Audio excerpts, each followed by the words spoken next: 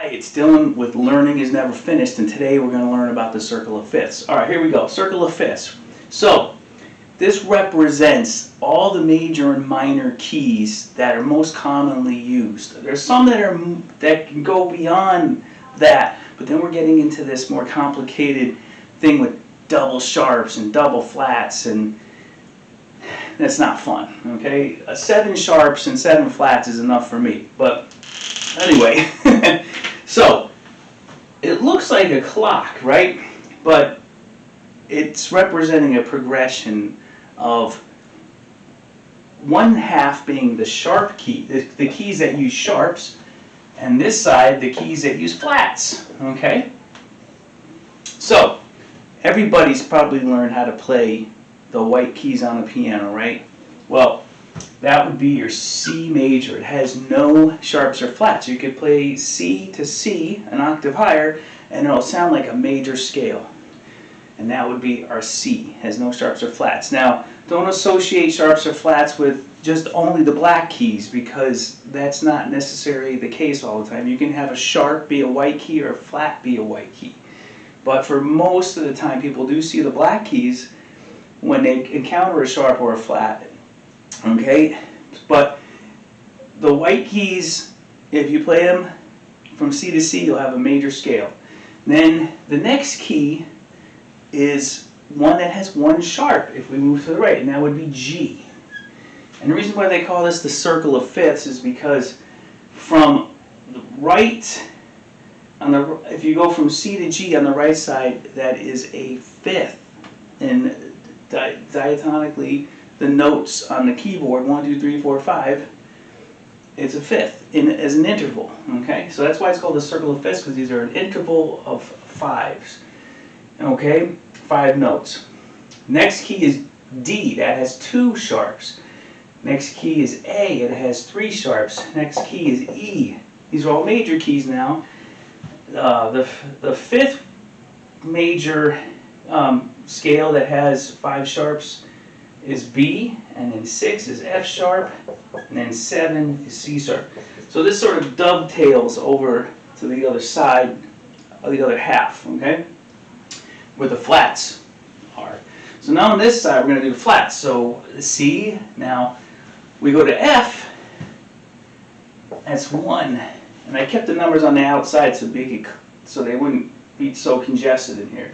All right, the second one is B flat. That has 2 flats. The next one that has 3 flats, that's E flat.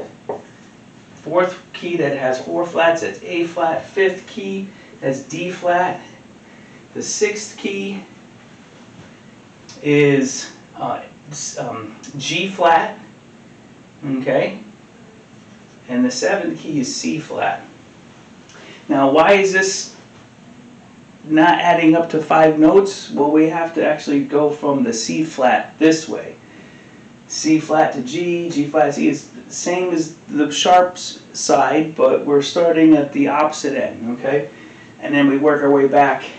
Some people say this is they go by fourths here, but it's a circle of fifths. Just want to keep it clear, all right? So we start with the key that has the most flats. Before we get into the double flat territory, it's C flat, okay? G flat, D flat, A flat, E flat, B flat, F, and then back to C. Then C, G, D, A, E, B, F sharp, C sharp. Okay, that's the circle of fifths, the major keys, okay? I'll go over the minor keys now, and they just share the same key signature. They're just starting on a different note, but you play as if you're reading the key signature from G or E flat. So what we do is, to get to what we call the relative minor, we go to the left a minor third. So C if you go on your piano and you play C and you move to the note A, which is 2 keys to the left, that is a distance, an interval of a minor third, and that is now A minor. Okay, so that's your relative minor or relative major, depending on where you're starting from. So G, the relative minor is E. I'm going to do these in lowercase. The relative minor in D is B minor. Relative minor A is F sharp. The relative minor in E is C sharp. The relative minor of B is G sharp. The relative minor of F sharp is D sharp, and the relative minor of C sharp is A sharp. Okay? Now we'll go to the flat side and do the relative minors, okay? So we did C, so that's A minor. F is going to be D minor. B flat, that's going to be G minor. E flat is going to be C minor. A flat is going to be F minor. D flat is going to be B flat minor. Think about that for a second. G flat minor, the relative minor there will be E flat minor, and C flat minor, A flat minor. C flat major, the relative minor is A flat minor, okay? There you have it. It's a circle of fifths. The best thing you can do now is to start playing these scales along with me. When I'm going to set up a play along. I'm going to play some chords, and you practice the scale, and you can hear the characteristic of the key you're in. It's going to be major or minor, but you still, if you're playing on an instrument, you want to get used to how your instrument feels in all these different keys, okay? But that's a circle of fifths, okay? So when you get a piece of music, you look at the key signature, and if you see 3 sharps, it's most likely A major or F sharp minor. You have to get into the music to see where the harmonic progression, the harmonic movement is. Where does the piece start? Does it start on an A major and end on an A major, like a Bach piece?